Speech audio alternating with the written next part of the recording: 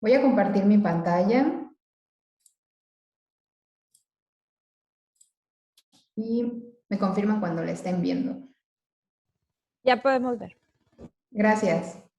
Bueno, yo voy a hablar de manera muy general un tema interesante y de vanguardia, principalmente por el tema que estamos viendo de reducir emisiones contaminantes, el reducir, generar más instalaciones eléctricas innecesarias, pero atendiendo un tema de transporte de energía. Como lo mencionó Elsa, yo pertenezco a la sociedad de PES, de Women in Power. Entonces, más adelante les hablaré un poco también de lo que implica ser voluntario en IEEE PES. Primero vamos entonces a la parte técnica. La agenda tiene dos principales temas que me gustaría hablar. El primero tiene que ver con la parte de los sistemas eléctricos de potencia, que es la repotenciación de líneas de transmisión en México. ¿Cuáles son las opciones que tenemos y cuál sería la más conveniente dadas necesidades especiales? La otra es hacer una invitación del segundo programa de mentorías que hace Women in Power. Primero, quisiera situarnos en qué parte del sistema eléctrico de potencia estamos trabajando. Un sistema eléctrico de potencia tiene la central generadora, que es donde se va a generar o se va a transformar la energía eléctrica con ayuda de algún medio natural. Por ejemplo, la caída de agua en los sistemas hidráulicos, el aire o el viento, en este caso, en las plantas eólicas.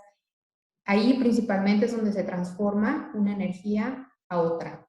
Después de eso, se genera la energía eléctrica a bajos niveles de voltaje. Después de eso tenemos la estación elevadora. Vamos a elevar la tensión lo suficiente para poder transportarla. Ahí es donde va a entrar la parte de la red de transporte. La red de transporte son las arterias por las que va a circular la energía que yo he generado en la parte de la central generadora. Esta es, digamos, la parte la parte de la red que se va a encargar, la parte del sistema, en transportar la energía a todas las partes del país o a todas las partes del mundo. Después, una vez que se eleva el voltaje muy alto, va a llegar un punto en donde vamos a tener que volver a bajar el nivel de voltaje. Y eso es la subestación de transformación. Por ejemplo, en este caso ponen de 110 a 380 kV. Después, para poder llegar a los hogares o a los centros de carga, que es como le vamos a conocer, vamos a tener redes de media tensión o distribución. De ahí tenemos otra vez, vamos a ir bajando los niveles a medida que se vaya necesitando la alimentación. Por ejemplo, tenemos clientes industriales, que es los que usan tensiones un poco más elevadas debido al movimiento que se necesitan. Y por el otro lado tenemos al cliente residencial, que serían los hogares. Entonces, si nos centramos en la parte del recuadro rojo, donde dice red de transporte, vamos a pensar entonces que esto es como un sistema de tuberías. Aquí puse un sistemita, donde vemos que hay tuberías de diferentes tamaños o de diferentes diámetros. Si pensamos el sistema eléctrico de potencia como un conjunto de tuberías donde está circulando agua, pues vamos a saber que hay partes donde las tuberías pues llevan más agua porque son más grandes y son más gruesas, y hay lugares donde llevan menos agua. Así es como vamos a pensar que se está transportando la energía y se está distribuyendo de una manera muy similar. Al final, ¿dónde es donde va a circular? Pues donde el diámetro de la tubería sea mucho mayor. Cuando yo pienso en repotenciar una línea, significa en aumentar la capacidad de energía que voy a transportar por esa tubería. Ahora, ¿qué pasa si yo aumento el diámetro de una tubería? Pues o lo disminuyo. También podría ser eso, ¿no? Lo disminuyo o aumento la capacidad de agua que yo envío. Lo que puede pasar es que se redistribuye el agua por otros lugares, ¿no? Y hablando desde el punto de vista energético o desde las líneas eléctricas, bueno, los flujos de potencia o la energía va a buscar siempre fluir por menor resistencia. que en este caso sería pues donde sea mucho más fácil fluir la energía. Entonces, lo que nosotros buscamos cuando hablamos de repotenciar es, dada una línea de transmisión que está incumpliendo con ciertos parámetros para los que fue diseñada, por ejemplo, que el conductor lleva mucha carga, o sea, llegaron ahí, por ejemplo, ahora con la de la nueva reforma energética, pues muchas plantas se están interconectando a la red de transmisión, lo que obliga a que la capacidad de transmisión aumente, la energía que yo estoy enviando aumente, y esto provoca que se sobrecarguen las líneas. Entonces, yo quiero evitar que se sobrecarguen. Una opción sería, bueno, construyo una línea nueva para poder dividir esa energía. Pero si yo hago eso, necesito espacio, principalmente, espacio en la tierra, porque voy a colocar nuevas estructuras, nuevos corredores de transmisión, nuevos derechos de vía y bueno, hay lugares donde ya no se puede hacer esto. Hay lugares donde ya está muy restringido, los derechos de vía son costosos y la idea es decir, bueno, ¿por qué no en ese mismo espacio donde tú ya tienes ese lugar comprometido o exclusivo para el transporte de energía, ¿por qué no poner o mejorar el transporte en ese mismo espacio? Entonces, así es como vamos a nosotros entender el tema de la repotenciación. Voy a tocar cinco opciones, por así decirlo, disponibles para aumentar la transferencia de potencia en líneas de transmisión. La primera sería elevar la corriente que circula por los conductores de la línea existente. Normalmente, cuando se hace un diseño de una línea de transmisión nueva, se considera que ésta opere a temperatura por ahí entre unos 40 o 50 grados. Normalmente los conductores convencionales, que vamos a conocer como los ACCR, el 90% de las líneas de transmisión hasta hace unos años se habían construido con ese tipo de conductores. Un conductor ACCR es un conductor con alma de acero, es decir, la resistencia mecánica la obtengo con el acero y está cubierto por unas capas de aluminio. Dependiendo del calibre del conductor, van a ser cuántas capas de aluminio voy a tener. Las capas de aluminio me sirven para conducción y el núcleo para la resistencia mecánica.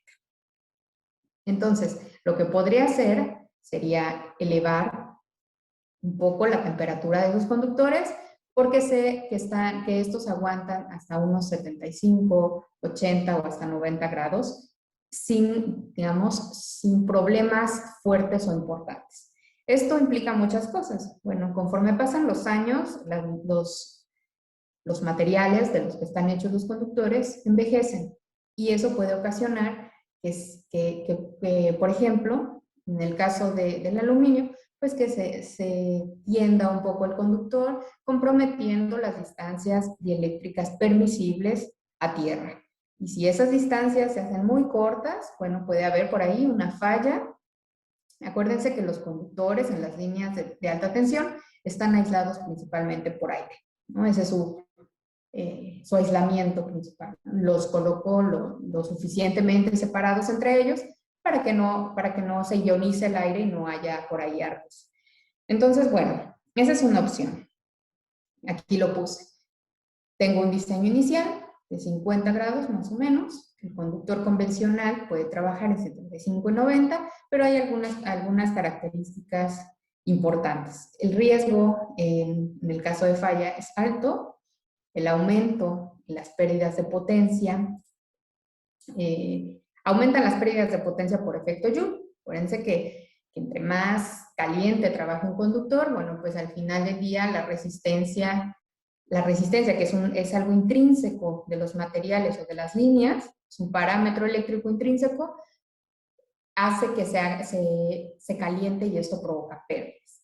Pero también hay otras pérdidas que son por potencia reactiva.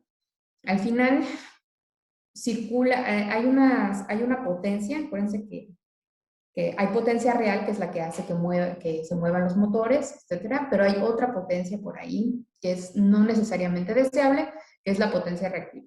Esta lo que hace es que circula en las líneas adyacentes a un nodo, por ejemplo, me voy a conectar a un nodo, pero ahí hay potencia reactiva viajando. Entonces, eso hace que haya un bajo nivel de voltaje en un nodo, por ejemplo. Entonces, lo que se busca es que el voltaje se mantenga constante para evitar ese tipo de pérdidas que se conocen como por potencia reactiva. Otra opción para hacer una repotenciación sería reemplazar el conductor, para aumentar la capacidad, sería reemplazar el conductor por uno de mayor capacidad. Bueno, otra vez, tengo el conductor convencional, que yo veo que ya no es suficiente para transportar la energía que necesito. Entonces lo que hago es cambiar el calibre. Decir, bueno, si yo antes tenía, por ejemplo, un Drake, ahora voy a poner uno más grande, ¿no? Un Blue Jay, por decir algo. Aumentar el diámetro del conductor aumenta el peso. Al final del día es un conductor más grueso, el área de la sección transversal aumenta y pesa más. Entonces habíamos dicho que pues ahí tenemos acero y aluminio. Eso implica una sobrecarga mecánica de viento y hielo en las propias estructuras y adicional a eso habría que revisar. Normalmente cuando nosotros hablamos de repotenciar líneas, también estamos hablando de que las estructuras pueden tener ya muchos años de instaladas. Y bueno, por ahí a veces, por cuestiones pues indeseables, también se debilitan las estructuras. Entonces hay que considerar que si yo me tomo un conductor más pesado, pues probablemente tenga que hacer un estudio pues, importante en las crucetas. Entonces una idea o una forma de hacer esto sería reforzar las crucetas. Las crucetas son los brazos de las líneas de transmisión de la estructura existente. Por otro lado, tengo otra opción que puede ser reemplazar el conductor que tenemos actualmente por un arreglo de más de un conductor por fase. En la imagen yo les puse ahí, por ejemplo, bueno, tengo pues 3 conductores por fase, ¿no? Eso también, ¿en qué se traduce? Sí, efectivamente voy a transportar más energía, pero también aumentar el número de conductores, aumenta el número de metal que voy a estar ahí cargando y eso aumenta peso a las crucetas y a las estructuras. Adicional a eso, habrá que reemplazar en toda la línea de transmisión los herrajes para este tipo o para esta opción que tengo aquí. Tengo otra opción, otra posibilidad sería reemplazar el conductor existente por un conductor que se conoce como conductor de alta temperatura. Bueno, vamos a ver esta tecnología que ya se ha usado, ya se ha implementado en México y en otras partes del mundo. Por ahí algunas cosas serían que tiene altos costos de inversión comparado con el conductor convencional, pero que personalmente creo que con los beneficios que implica el trabajar el conductor a una temperatura menor, es decir, frío, a una misma transferencia de potencia, hace que sea una opción viable para repotenciar la línea. También hay otra cosa que considerar, es reemplazar los herrajes por sus equivalentes a altas temperaturas. Este tipo de conductores puede operar a temperaturas más o menos. Normalmente el ACCR trabaja, como les comenté, entre 75 grados y 90 grados. En los de alta temperatura pueden alcanzar hasta 270 grados, ¿no? en su transferencia máxima. Lo que significa que me da mucho más potencia a un calibre o a un diámetro mucho menor. La ventaja de este tipo de opción o de este tipo de tecnología es que las estructuras no se verán tan comprometidas porque el peso va a ser un poco menor. O puedo poner, por ejemplo, un calibre menor para transportar la misma potencia sin comprometer o sin tener que hacer un refuerzo importante en las estructuras que van a sostener este conductor. En México, actualmente más o menos existen 11 proyectos con este tipo de tecnología de repotenciación. Y un ejemplo de ello que conocí, afortunadamente tuve la oportunidad de participar por ahí, es el proyecto de la línea de Texcoco-La Paz. En el Estado de México, en este se instalaron 300 kilómetros de conductor para repotenciar una línea aérea en 400 kV. Es el único proyecto hasta ahorita en México que está en alta temperatura en esa tensión. 2 conductores por fase. Bueno, rápidamente les voy a poner algunos ejemplos de estos tipos de conductores de alta temperatura. De hecho, tengo uno, déjenme ver si se alcanza a ver.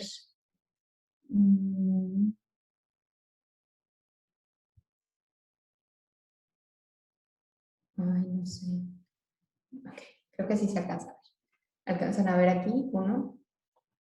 Traje uno para que ustedes lo puedan ver. Este es un ejemplo de un tipo de conductor de alta temperatura. Pues como ven, están enrollados. Este es, por ejemplo, el conductor ACCC, que está en el extremo derecho. Bueno, hay diferentes tipos. Aquí les puse solo algunos.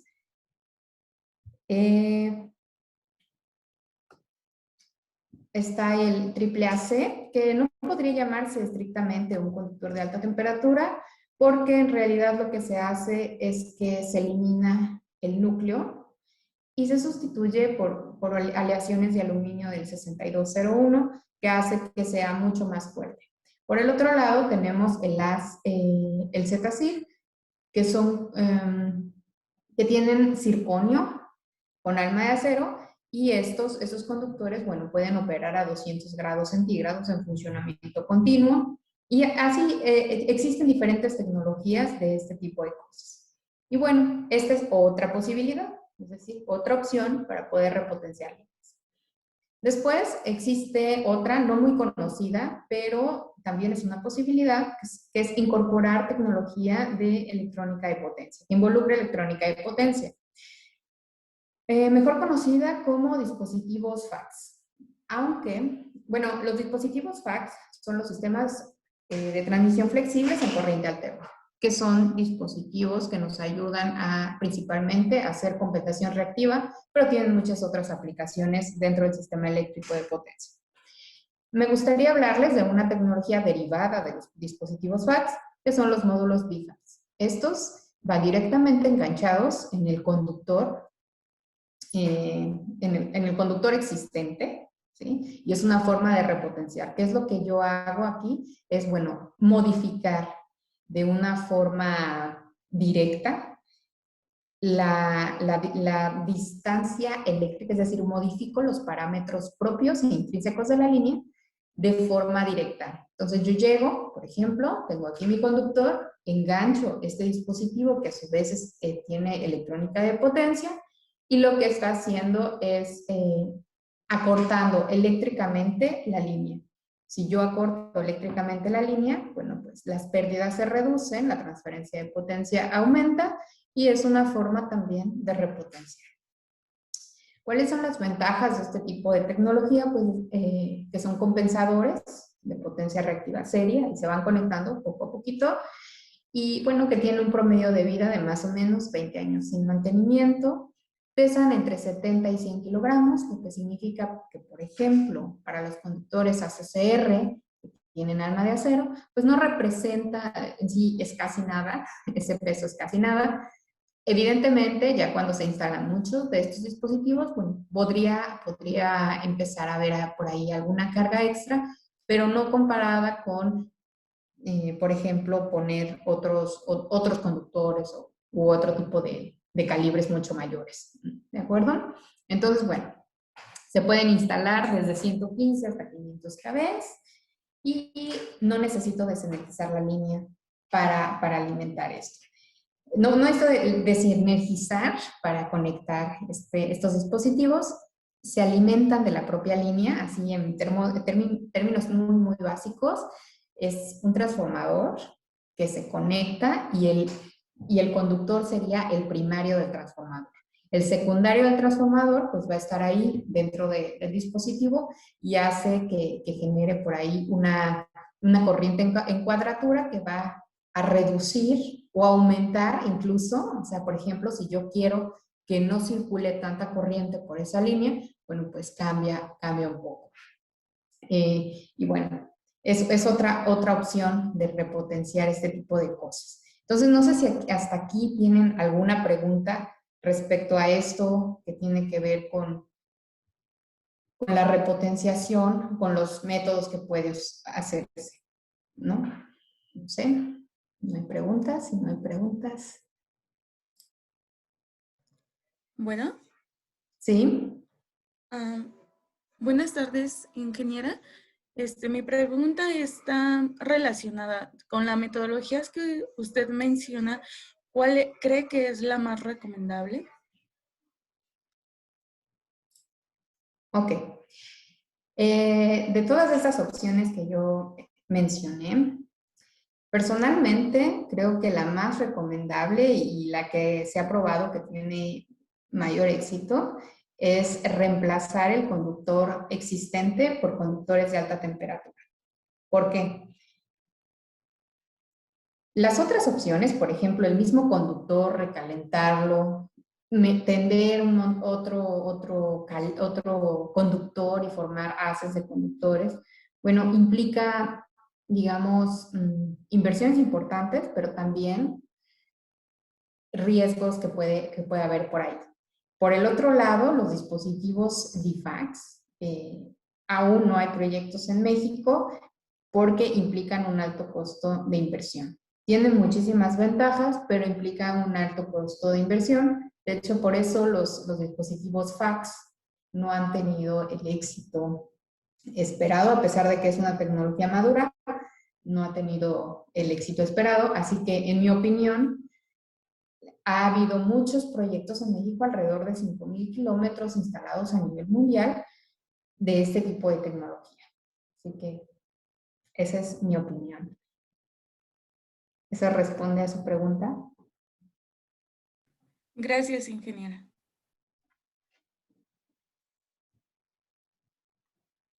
Ok. Buenas tardes. Sí. Sí, disculpen. Yo quiero hacer una pregunta de su opinión acerca de, ¿piensa usted que la penetración de las energías renovables pues ha impulsado o ha obligado a desarrollar más estas tecnologías para repotenciar?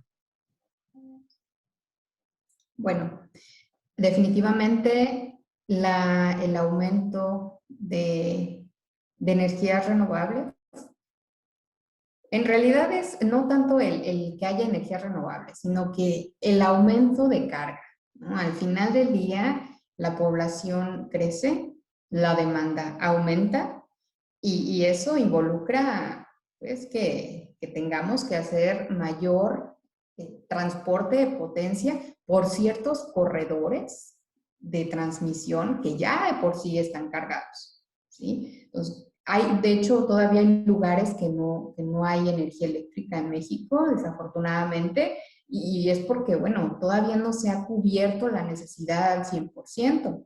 Entonces, no está relacionado más con el crecimiento de la mancha urbana, en mi opinión, que con la inclusión de energías renovables. Al final, las energías renovables lo que están haciendo es conectar más energía a las líneas, pero habrá que pensar en cuidar esas líneas, ¿no? Porque simplemente llega una nueva planta, se conecta ahí y ¿qué es lo que está pasando dentro de la red? O sea, tú llegas, te conectas, pero ¿quién va a cuidar toda esta parte? ¿No? ¿Quién va a cuidar las arterias por las que va a fluir la energía?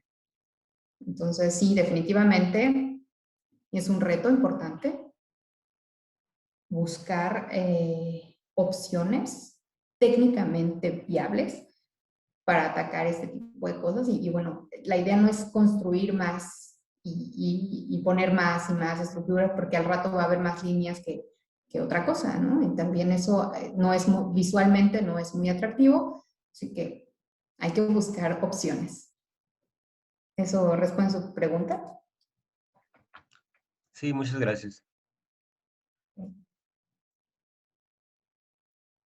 Bueno, si no tienen más preguntas respecto a esto, me gustaría hablarles un poquito sobre lo que es Women in Power. Women in Power pertenece a la Asociación de Potencia y Energía del capítulo PES. Dentro de IEEE hay diferentes capítulos que se centran en diferentes áreas de todo lo que es la ingeniería eléctrica y electrónica. En la parte de potencia y energía, se enfoca Women in Power a promover o visibilizar a las mujeres que están haciendo aportes importantes en la industria energética y en el campo energético en general, no solamente en la industria. Entonces, bueno, no solo se busca aumentar mujeres en el sector eléctrico, sino promoverlas en posiciones de liderazgo, resaltar estas actividades que se encuentran realizando, y creo que esta es una buena oportunidad enmarcada otra vez en el Día Internacional de la Mujer. Una vez que tú eres miembro PES, si ya eres miembro de IEEE, puedes ser miembro WIP sin costo. Actualmente, ¿cuáles son las ventajas? Bueno, una es tener asistencia para encontrar un mentor o aprendiz. Hay acceso a paneles especiales en conferencias PES internacionales. Y ahorita, bueno, en línea, no, pero antes, bueno, era más fácil. Creo que ahora es más fácil con esto de trabajar desde casa, porque ahora puedes participar sin tener que moverte tanto. Hay una oportunidad de establecer contactos, seminarios técnicos y no técnicos gratuitos, y acceso a muchos otros recursos. Esta es la página para que quien se interese puede ver ahí más detalles de qué es lo que está haciendo Women in Power. Dentro de las actividades, por ejemplo, que se realizaron en el 2020, son conferencias técnicas, y hago especial énfasis en el primer programa de mentorías. Hubo un piloto donde se buscaba que una mentora que ya tuviera mucha experiencia en el ámbito profesional adoptara, por así decirlo, a una estudiante recién egresada o de último semestre para poder mejorar ciertas habilidades blandas como liderazgo, trabajo en equipo o algún tema muy particular de las mentís, que son las estudiantes o recién egresadas. La experiencia que tuvimos en el primer programa de mentorías fue que, bueno, se conectaban en línea 4 horas a la semana, y definitivamente fue enriquecedor, tanto para las mentoras como para las mentis. Las actividades que hemos tenido ahorita en el 2021 son conferencias técnicas de personas muy importantes que están en el sector eléctrico. Actualmente estamos trabajando en el segundo programa de mentorías, donde tenemos ahora, en la primera edición del programa de mentorías, hubo 16 mentoras a nivel Latinoamérica y 16 mentis. Actualmente en el segundo programa tenemos 50 mentoras de toda Latinoamérica y el Caribe, y 50 estudiantes que van a ser beneficiadas con este programa. La convocatoria sigue abierta para que, si ustedes conocen a alguien que quiere conocer o quiere trabajar con alguna de estas mentoras, en el sentido de que sea apoyado directamente, o sea, porque es un mentoreo 1-a-1. Por ejemplo, Diana López, que es ingeniero líder en software embebido en GE Aviación, pues adoptará a una estudiante o recién egresada para que entienda cómo o apoyarla en ciertas cosas que ella todavía no sabe. Tenemos aquí, por ejemplo, en este caso Diana es mexicana, tenemos de Brasil, Chile, Costa Rica, bueno, de todos los países de América Latina. Entonces, bueno, sigue abierta, el registro sigue abierto. Se supone que hasta el día de ayer, pero todavía unos 2 o 3 días va a seguir abierto para quien quiera postular. Y bueno, si tienen dudas o quieren más información al respecto, yo aquí les dejo mis datos. Actualmente soy representante Women in Power de la sección Monterrey. Y bueno, por mi parte sería todo. No sé si alguien tenga alguna duda o pregunta. Si no, pues por estos medios pueden comunicarse conmigo.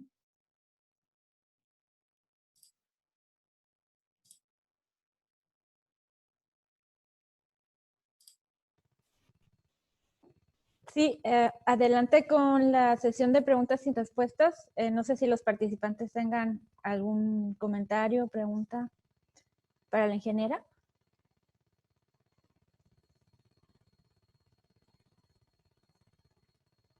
Parece que no, Laura. Ok. O que todo quedó muy claro, o Sí. que no entendieron nada, pero bueno. Sí, Buenas tardes, yo sí me disculpo, si me permite de nuevo. adelante. Ingeniera, yo le quisiera saber su opinión respecto a las líneas de transmisión en corriente directa en comparación con un proyecto de repotenciación. ¿Cuáles, o en su experiencia, cuáles son más convenientes? Bueno, cuando hablamos nosotros de un proyecto de corriente directa, estamos pensando en principalmente, no sé si ustedes recuerden o si tengan idea de que normalmente las líneas de transmisión trabajan en AC. Cuando trabajo en corriente alterna, tengo por ahí ciertas variables que dependen de la frecuencia, ¿no? Reactancia principalmente. Reactancia capacitiva y reactancia inductiva. Estas dependen de la frecuencia.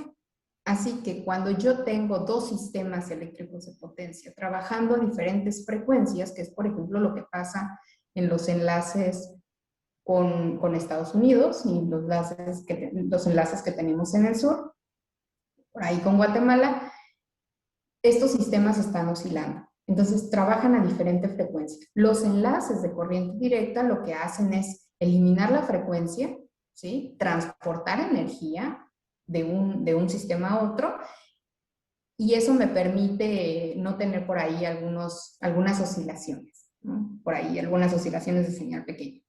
Entonces, dentro de un mismo sistema donde se está trabajando a una misma frecuencia, por ejemplo, en el caso de que México trabaja a 60 Hz y queremos hacer un enlace, bueno, el tema aquí o lo complicado de esto es, pues en las subestaciones voy a tener que hacer una inversión importante a la hora de transformar de corriente directa a corriente alterna. Entonces, creo que el tema ahí principal es el costo de inversión otra vez, pero los proyectos son muy interesantes porque puedo transportar energía a distancias muy, muy largas con pérdidas menores, precisamente porque no tengo esa oscilación de frecuencia. En mi opinión, si es viable, pues sí. Existen muchos proyectos de corriente directa para transportar cantidades enormes de potencia, pero se tiene por ahí que hacer un estudio importante y el costo de inversión es alto. No sé si eso responde a su pregunta. Sí, gracias. De acuerdo.